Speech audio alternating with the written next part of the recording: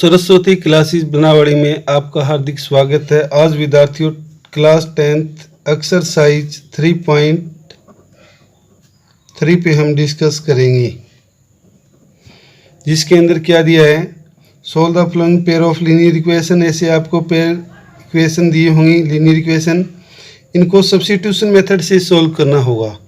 तो विद्यार्थियों पहले सम के जैसे पार्ट दिए हुए हैं 6 और मैं इसमें से आपको 5 पार्ट करवाऊंगा। जैसे सेकंड पार्ट हो जाएगा, फोर्थ पार्ट भी करवा देंगे और फिफ्थ पार्ट। 3 सम मैं करवाऊंगा आपको, 3 सम आप खुद करेंगे और एक सम के माध्यम से देखते हैं कि सब्स्टिट्यूशन मेथड से हम कैसे सॉल्व करते हैं। जैसे विद्यार्थियों ये आपको इक्वेशन दी हुई है फर्स्ट और ये दी हुई है आपको सेकंड, तो जो इसका डिनोमिनेटर है इसका एलसीएम ले लेंगे हम। जैसे 3, 2 और 1 का 6 आएगा, तो हमने मल्टीप्लाई बोथ साइड बाय 6, दोनों साइड 6 से मल्टीप्लाई कर दिया। इसको 6 से किया तो ये 2s, यानी ये 6 से मल्टीप्लाई करके दिखाया हमने। 3 से इसको 2 पे कैंसिल, ये 2s आ जाएगा और इसको 3 पे 3t आ जाएगा और ये 6 और 6 की मल्टीप्लाई 36 आ जाएगी। ऐसे ये इक्वेशन 2 होगी हमारी। अब इनमें से कोई एक इक्वेशन हम लेंगे, जैसे इक्वेशन 1 या 2 में से। जैसे यहाँ पे हमने इक्वेशन 1 ली है, यहाँ फ्रॉम इक्वेशन 1 से ये दिया हुआ है। यहाँ से कोई एक वेरिएबल एक तरफ रखेंगे, बाकी दूसरी साइड ले जाएंगे। जैसे s को यहीं रखा, t को इधर ले गए, प्लस हो जाएगा। अब हम s इक्वल टू ये मान, यदि यहाँ पे इक्वेशन 1 लेते हैं तो 2 में रखेंगे और 2 लिए तो 1 में रखेंगे। तो हमने इक्वेशन 1 लिए तो 2 में रखेंगे, यानी put s equal to 3 + t in equation 2 हमारे पास ये थी विद्यार्थियों। तो यहाँ पे s की जगह हमने ये रख दिया 3 + का t, यानी 2s था, 2 और इसकी मल्टीप्लाई 3t इक्वल टू 36। 2 की इसके साथ मल्टीप्लाई 6, 2 की t के साथ 2t और 3t इक्वल टू ये आ जाएगा। ये 6 इधर जाके माइनस होगा, इन दोनों को ऐड कर दिया, 5t आ जाएगा। 5 मल्टीप्लाई में था, यानी यहाँ से सब्ट्रैक्ट किया तो 30 आ जाएगा। 5 मल्टीप्लाई है, हमने डिवाइड किया, 5 से ये 6 पे कैंसिल होगा, 6 इक्वल टू t आ गया। 6 इक्वल टू t कह दें या t इक्वल टू 6, एक ही बात है विद्यार्थियों। अब ये t का मान हम चाहें तो विद्यार्थियों इक्वेशन 1 में रख सकते हैं, 2 में रख सकते हैं, या जो हमने 3 इक्वेशन बनाई थी इसमें भी रख सकते हैं। बस फर्क इतना होगा, 3 इक्वेशन से सीधा मान आ जाएगा, बाकी इनमें भी आप रख सकते हो, इनसे भी मान आ जाएगा। तो हमने यहाँ पे t इक्वल टू 6 इक्वेशन 3 में रखा और इक्वेशन 3 हमारे पास ये थी विद्यार्थियों, s इक्वल टू t + 3, तो t की जगह हम 6 रख देंगे।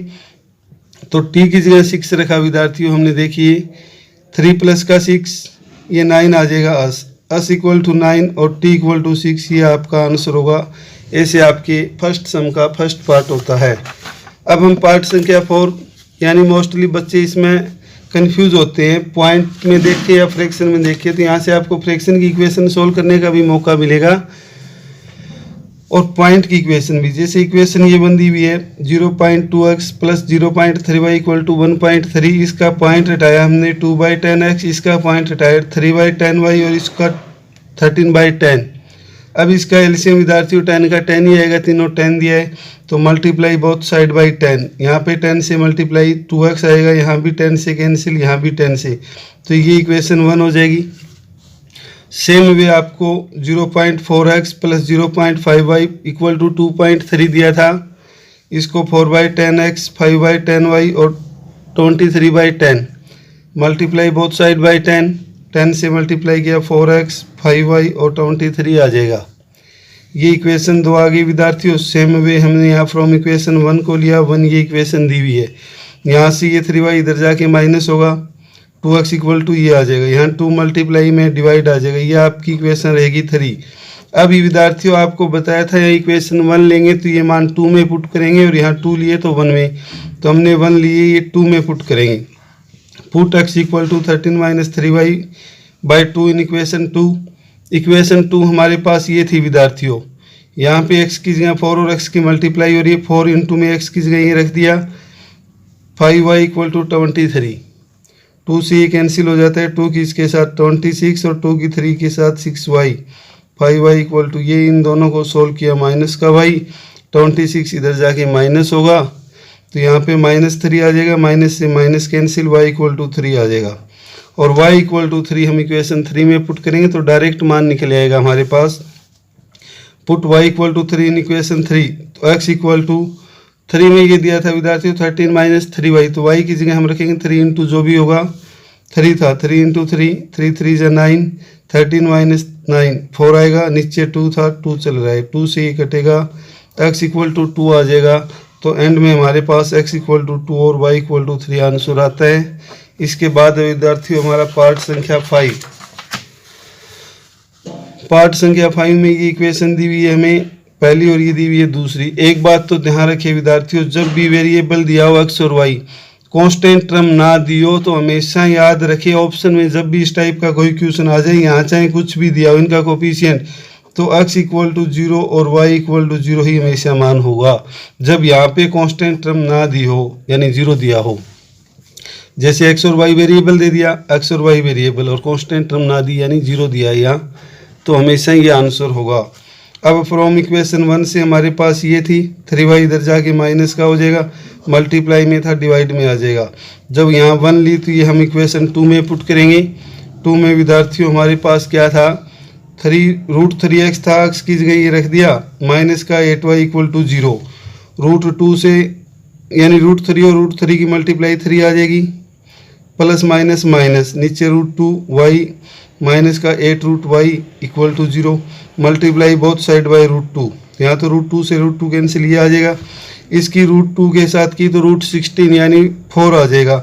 हमें पता है √16 का मान 4 होता है, इसलिए हमने यहाँ डायरेक्ट 4 लिख दिया। 4y इक्वल टू 0, दोनों सेम साइन जुड़ जाएंगे, ऐड हो जाएंगे, साइन वही आ जाएगा जो दिया है। माइनस का 7y इक्वल टू 0, ये मल्टीप्लाई ये डिवाइड होगा, 0 बाई कोई भी नंबर 0 होता है।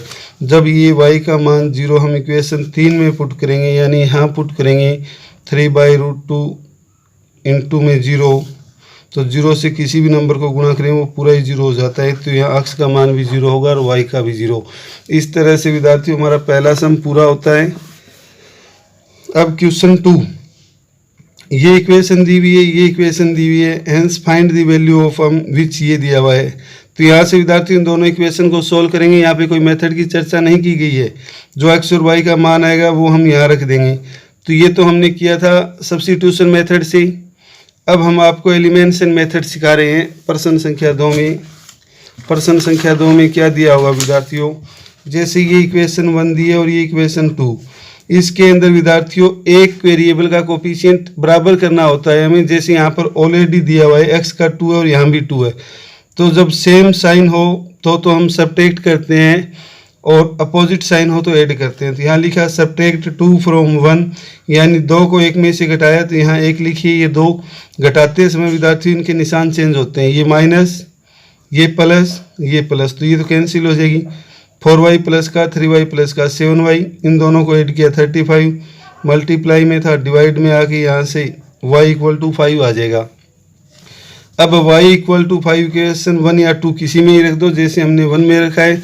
1 इक्वेशन हमारे पास थी 2x प्लस 3y, तो 2x 3y, y की जगह हमने 5 रख दिया इक्वल टू 11, 3 और 5 की मल्टीप्लाई 15 होगी, 15 इधर जाके माइनस हो गया यानी माइनस का 4 आ जाएगा।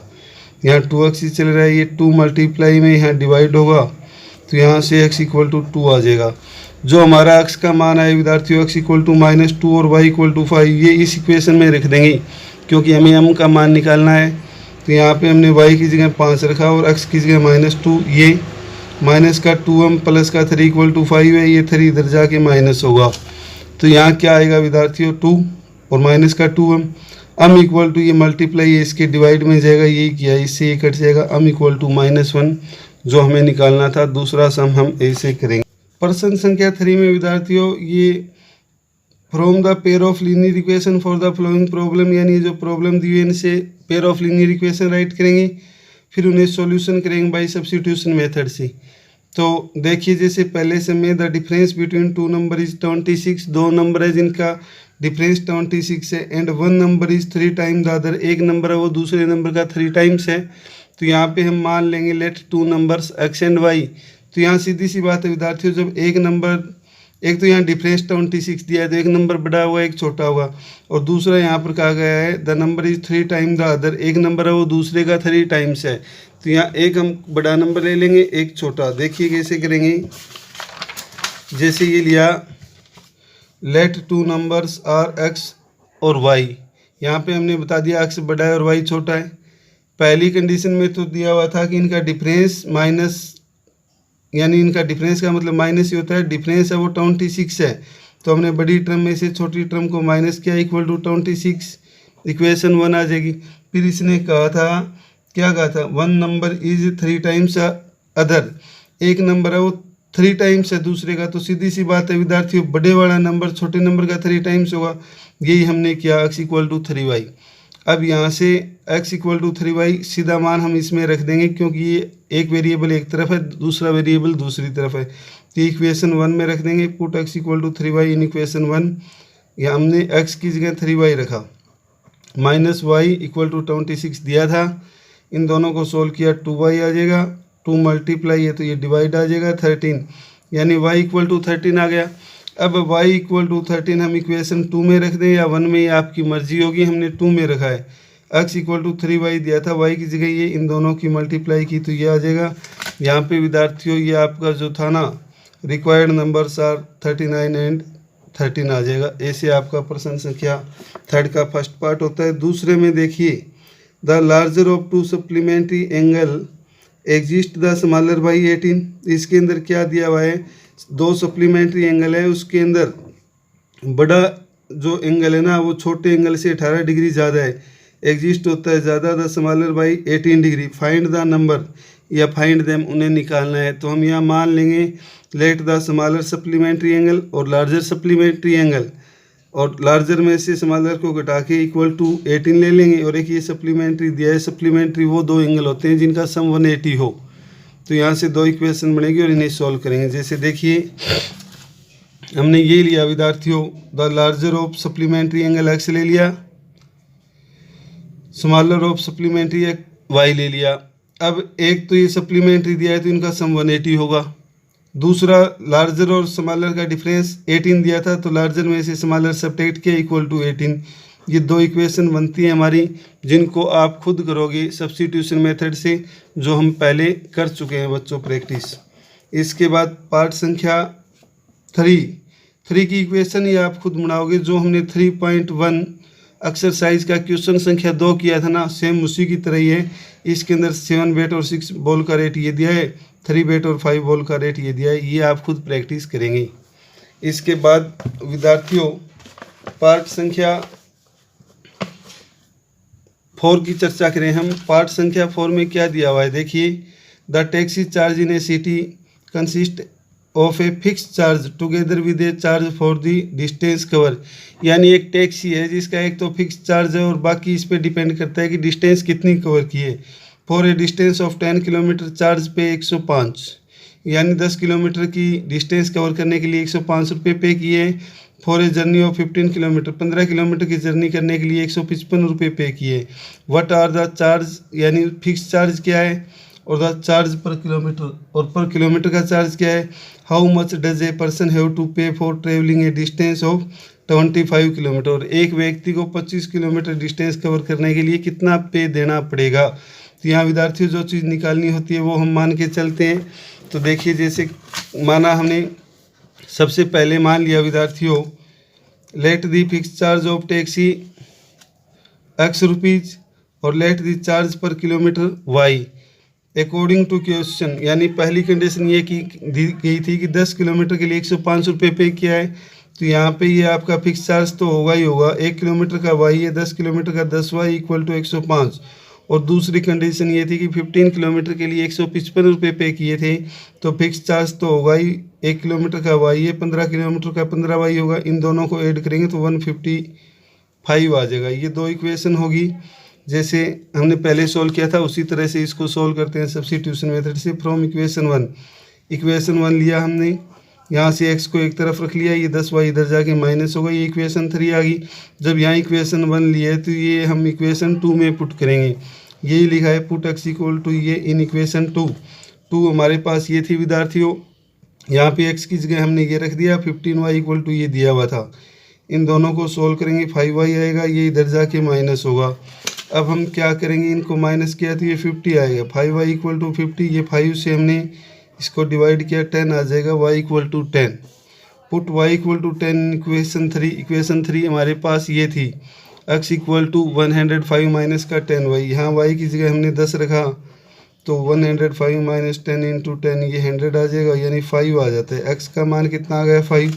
तो यहाँ लिख देंगे fix charge of taxi 5 rupees the charge per kilometre ये। और लास्ट में ये भी कहा गया था कि एक पर्सन ने 25 किलोमीटर की जर्नी तय की है तो उसको कितना पे करना होगा। तो हमने लास्ट में लिखा है ए पर्सन पे फॉर डिस्टेंस ऑफ 25 किलोमीटर। तो ये तो फिक्स चार्ज होगा, 1 किलोमीटर का 10 रुपये था, 25 किलोमीटर का कितना होगा 250 प्लस का 5 255 रुपीज़ आ जाएगा विद्यार्थियों। इसके बाद है हमारा पार्ट संख्या 5। पार्ट संख्या 5 में कहता है फ्रैक्शन बिकेम 9/11। एक फ्रैक्शन है वो 9/11 हो जाती है जब 2 added to both numerator and denominator, यानी जब न्यूमरेटर और डिनोमिनेटर दोनों में 2 ऐड किया जाता है और यदि 3 ऐड किया जाता है तो वो 5/6 हो जाती है। Find the fraction. तो विद्यार्थियों इसके अंदर या तो पहले मान लीजिए let the numerator of fraction x denominator of fraction y और फिर फ्रैक्शन लिख दीजिए x/y, या सीधा ही फ्रैक्शन मान लीजिए x/y।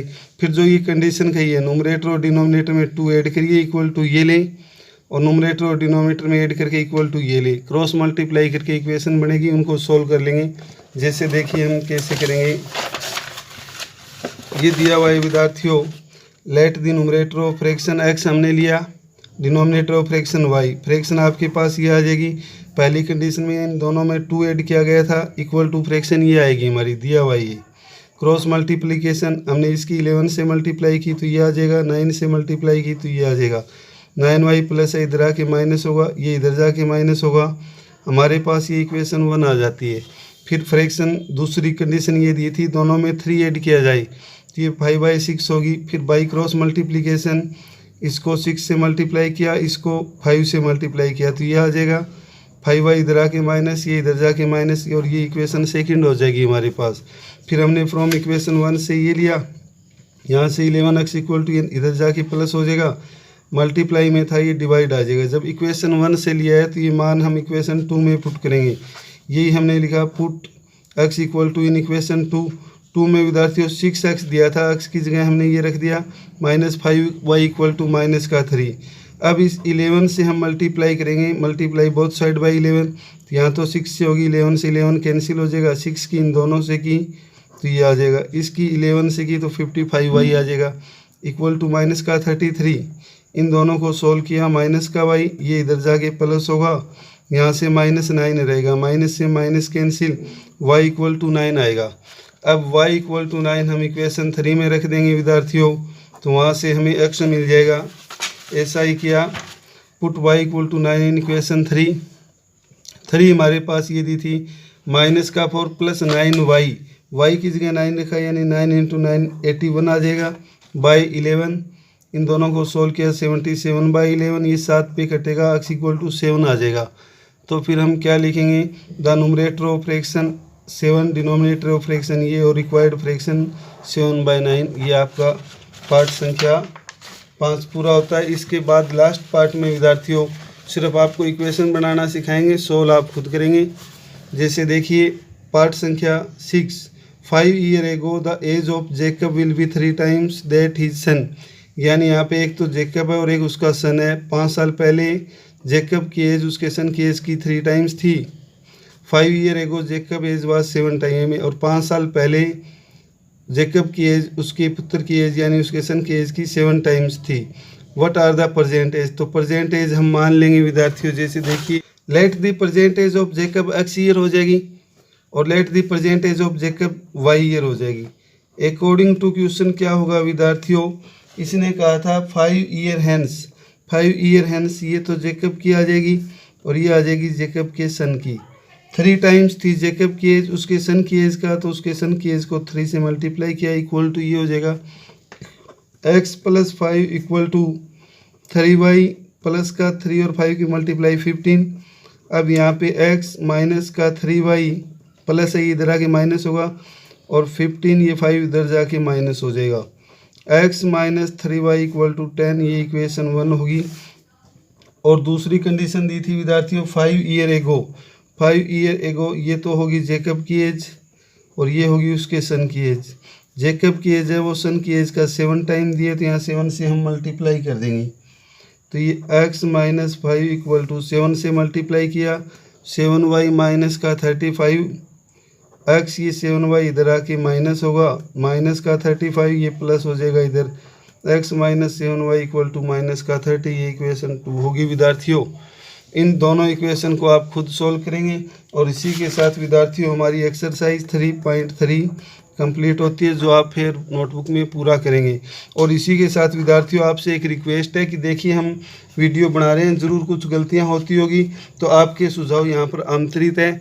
जो भी आपको सुझाव लगे, सर यहाँ ये गलती हो रही है, समझ में नहीं आ रहा, या सब कुछ आपको सही लगे, तो कमेंट बॉक्स में आप नाइस, गुड, वेरी गुड या कोई कमी लगे तो वो सुझाव हमें ज़रूर भेजें विद्यार्थियों, ताकि आपकी उस प्रॉब्लम को सॉल्व कर पाएँ। और धन्यवाद।